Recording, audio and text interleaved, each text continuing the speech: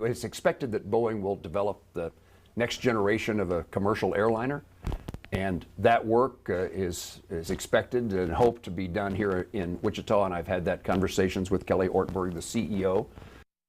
That's U.S. Senator Jerry Moran in Wichita today with reaction on the expected reacquisition of Spirit Aerosystems by Boeing. The expectation closer to reality today as Boeing signs were installed outside Spirit facilities. Boeing sold its Wichita manufacturing division all the way back in 2005. That became Spirit Aerosystems.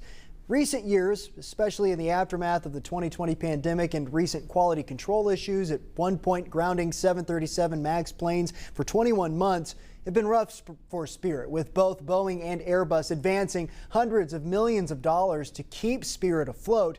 But by the end of the month, Spirit is expected to officially become Boeing once again. While the move is expected to stabilize Spirit in Wichita, an aviation industry expert says it's too early to predict much when it comes to a new generation Boeing airliner, but does say there's still plenty of work to be done.